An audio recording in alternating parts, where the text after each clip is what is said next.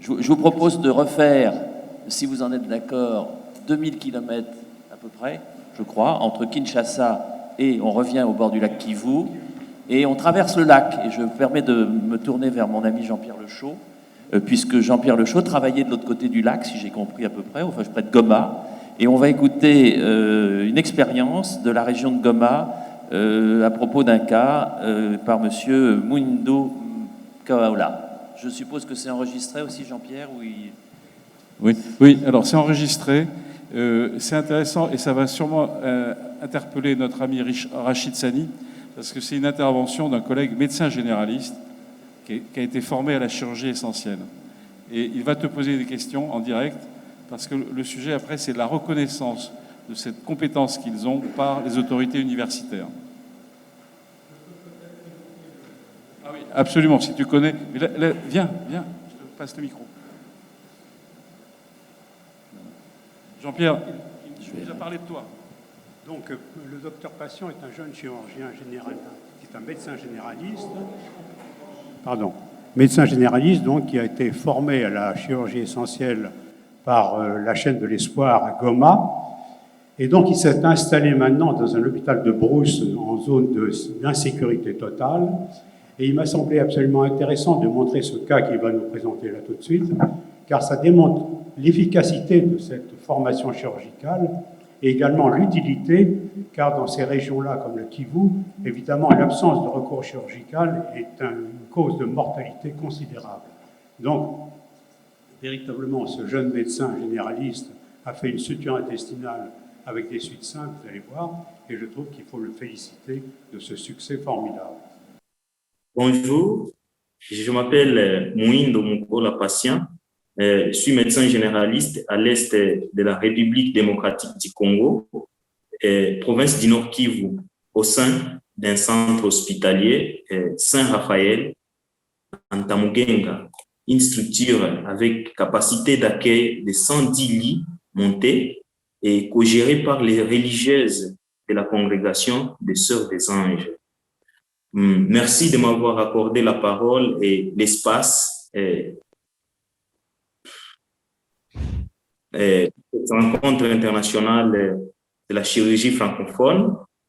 Ma joie est tellement grande de vous parler de mon expérience et d'un témoignage à propos d'un cas, une femme de 25 ans avec grossesse de 8 mois, fusillée à son domicile vers 20h30 par des inconnus armés et qui présentait une plaie abdominale avec porte d'entrée au flanc gauche et une porte de sortie à l'épigastre, aussi une plaie transfixiante du sein gauche.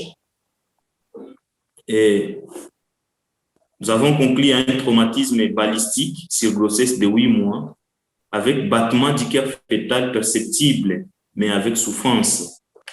Nous avons réalisé un bilan sanguin d'urgence, le groupage sanguin et le facteur ESIS, l'hémoglobine, et avons procédé à une laparotomie d'urgence, au cours de laquelle nous avons extrait un nouveau-né vivant de sexe féminin, pesant 2100 grammes, avec un Apgar de 8 à la 5e minute, à la première minute, 9 à la 5e minute et 10 à la 10e minute.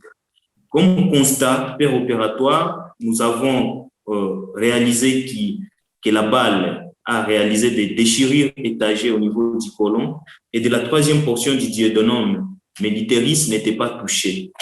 Et comme décision, nous avons procédé à une résection d'environ 9 cm du côlon, suivie d'une anastomose termino-terminale, aussi une résection d'environ 10 cm du grêle, suivie d'une anastomose termino-terminale. Et nous avons fait un pansement et méchage de la lésion au niveau du sein gauche. Les suites opératoires étaient simples et la durée du séjour était de 30 jours avec le suivi du nouveau-né en néonatologie. Pour ce qui concerne le contexte général, le Nord Kivu, c'est une province fragilisée depuis plus de 20 ans par la guerre et l'insécurité sous toutes ses formes reste toujours d'actualité. Et les zones rurales où les médecins généralistes sont appelés à pratiquer de la chirurgie vu l'absence des spécialistes chirurgiens de formation et l'absence des routes même et des ambulances pour envisager la possibilité d'un transfert des malades. Devant cette problématique, nous, médecins généralistes en milieu isolé, pratiquons aussi la chirurgie, sans laquelle un grand nombre de nos malades seraient condamnés à mourir. Cependant, les situations urgentes, souvent admises en chirurgie, sont les péritonites, les occlusions intestinales, les traumatismes balistiques et autres, et les grossesses extra-utérines rompues, les hernies étranglées et autres urgences gynéco-obstétricales. C'est très nécessaire de souligner que les gestes sanitaires du médecin généraliste peuvent sauver une vie, surtout dans les contextes du village où les malades s'adressent aux médecins en deuxième intention après les tradis praticiens. Les médecins généralistes n'ont pas cette compétence après la faculté. Cependant, une formation continue est toujours nécessaire pour arriver à être à mesure d'agir devant ces situations précaires et les conditions de travail en milieu isolé. C'est dans ce cadre que nous avons bénéficié personnellement d'une formation en chirurgie essentielle et solidaire, une formation théorique et pratique grâce à la chaîne de l'espoir. Et j'en profite pour signaler que cette formation avait pour objectif de former les médecins généralistes en milieu isolé pour faire face aux situations chirurgicales, une bonne chirurgie pour tous, accessible et à un coût acceptable. Pour ce qui concerne notre expérience personnelle, et je suis médecin généraliste âgé de 31 ans, avec 5 ans d'expérience en milieu rural, en milieu isolé, au sein du centre hospitalier Saint-Raphaël. Notre pratique chirurgicale est l'œuvre du professeur Péchaud, de l'infirmière Ingrid et de toute l'équipe française de la chaîne de l'espoir, envers lesquels nous resterons toujours reconnaissants. Et j'en profite aussi pour adresser mes remerciements au président de la chaîne de l'espoir, car j'ai vu son intervention programmée aussi dans cette rencontre internationale. Et je dis merci à lui et grâce à eux, les malades sont correctement pris en charge et des vies sauvées. Que vive la chaîne de l'espoir, que vive la chirurgie francophone. Je dis et je vous remercie.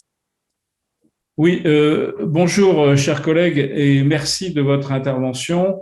Nous avons bien compris les conditions dans lesquelles vous travaillez, c'est-à-dire en milieu isolé, avec une formation de médecin généraliste, mais avec une formation complémentaire pour exercer des actes chirurgicaux de première ligne, chirurgie essentielle pour sauver des vies.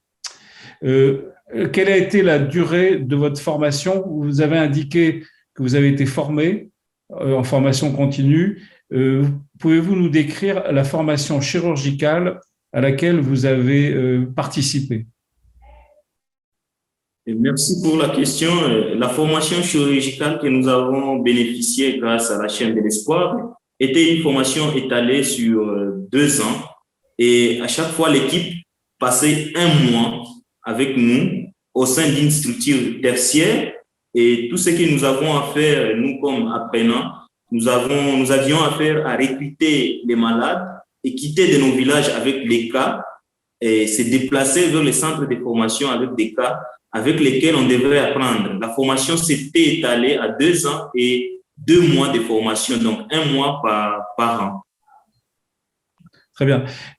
Cette formation, le centre est situé où? Parce que vous exercez dans le Kivu, c'est-à-dire tout à fait à l'est de la République démocratique du Congo, là où il y a la guerre du Kivu, hein, c'est ça, puisque la personne que vous avez opérée d'une plaie par balle a été victime effectivement d'un acte de guerre.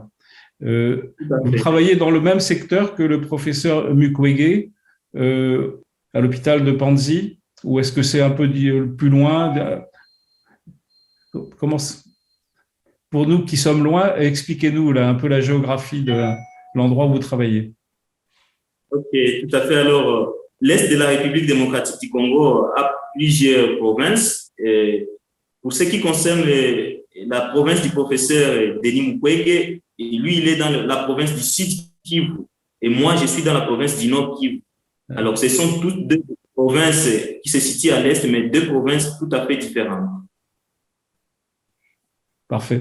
Et votre organisation, alors, vous connaissez sûrement, dans le cadre de notre conférence sur les chirurgiens de l'impossible, nous avons invité le professeur Rachid Sani, que vous connaissez peut-être, qui est un collègue du Niger, qui est chirurgien, qui a été doyen de la faculté de médecine de Niamey.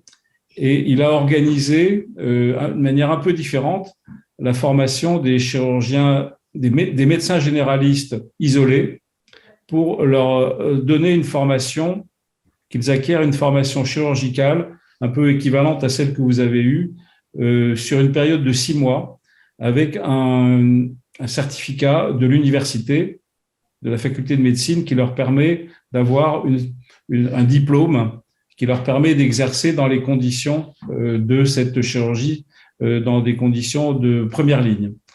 Voilà. Est-ce que en RDC, comme au Congo, comme au Niger, vous avez une éventuelle possibilité de faire ce genre de formation complémentaire avec l'aide de la faculté de médecine de Kinshasa? Présentement, je peux vous rassurer que ce n'est pas possible. Ce n'est pas possible parce que la vision de la chaîne de l'espoir était aussi dans cet angle-là. On devait faire une formation étalée sur plusieurs années, à la fin de laquelle on devait bénéficier d'un diplôme. Mais si la chaîne de l'espoir venait au Nord Kivu, c'était sur la demande de la Caritas qui devait faire venir l'équipe de la chaîne de l'espoir et accepter leur séjour dans un hôpital tertiaire parce que nous ne travaillions pas au village, mais nous avancions tous en ville et dans la province chef-lieu de nos villages. Et c'est là où nous pratiquions tout ce que nous devions faire dans de bonnes conditions, où on avait un bon cadre anesthésique et tout le reste. Mais après un temps, Caritas n'a pas bien collaboré avec la chaîne de l'espoir. Voilà pourquoi notre formation a été interrompue en cours de chemin, parce qu'elle n'a pas abouti à la fin, comme la chaîne de l'espoir prétendait faire.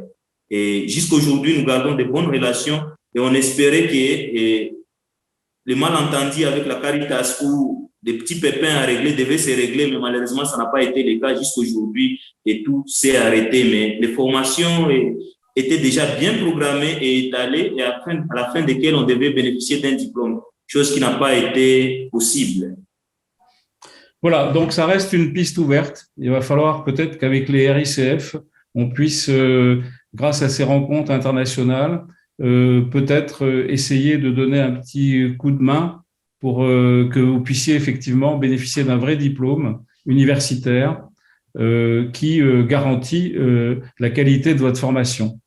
Vous verrez dans la réunion de la fin de la journée de samedi, du 6 novembre, il y aura une grande séance sur les écoles de formation francophones de chirurgie qui traversent le monde entier. Et donc, vous pourrez participer également en visio à cette séance. Voilà, on vous remercie beaucoup d'avoir apporté ce témoignage très intéressant et on vous souhaite, on va garder le contact, en particulier grâce à la chaîne de l'espoir. Et avec les doyens des facultés de médecine francophones, on peut essayer de faire quelque chose pour améliorer encore le niveau de formation et l'extension à un plus grand nombre de collègues. Parce que j'imagine que des personnes comme vous, il n'y en a pas suffisamment pour peupler le désert chirurgical dans lequel, malheureusement, un certain nombre de patients vivent aujourd'hui. Merci beaucoup et à très bientôt. Oui, merci. Merci beaucoup. Je crois que il est là, il est avec nous, le professeur. Ah oui, vos écoutes, il y a Monsieur Kadir qui va peut-être faire un commentaire et une suggestion. Je vous donne la parole 2 secondes. Et puis Bonjour Monsieur Mkaola. Bonjour, professeur. Caribou. Asante sana. Asante sana. Vous savez, nous, ça fait depuis 10 ans, là, de l'autre côté du lac, vous avez qu'à prendre le bateau. Ça fait plus de 10 ans qu'on a 5 salles d'op spécialement dédiées à la chirurgie minimale invasive. Et on a 4 salles d'op pour les réparations des fistules. Et en fait, on termine maintenant un hôpital tout neuf qui sera ouvert en mars et qui sera dédié à la formation pour les cures de fistules et d'une manière générale à la chirurgie minimale invasive. Et ce nouveau bâtiment est tout à fait aux normes et donc on va pouvoir faire des retransmissions à distance. Mais vous êtes bien sûr le bienvenu. On s'occupe du transfert de l'enseigné, c'est-à-dire lorsque vous venez chez nous pendant une semaine à 6 mois pour suivre la formation. Il y a le transfert de l'enseignant, donc ce sont les missions qu'on fait, et dans le transfert de l'enseignant, vous pouvez aussi venir en Europe, on a des systèmes de formation comme ça, où on paye la moitié des salaires, et enfin il y a le transfert de l'information elle-même, et là on est entièrement équipé pour pouvoir vous envoyer les images des interventions en direct avec les explications pédagogiques et les illustrations anatomiques. Donc ça s'ouvrira en mars, et vous êtes bien sûr le bienvenu. Bien, merci beaucoup pour ce commentaire, mais je vois arriver également dans la salle et je voudrais qu'on l'applaudisse et qu'on le remercie. Éric Chesson. Éric est arrivé. On va pas lui demander Non, tu ne parleras pas maintenant parce que tu parleras tout à l'heure, mais je veux lui dire que grâce à la chaîne de l'Espoir et grâce à Jean-Pierre, on vient d'avoir un témoignage tout à fait exceptionnel.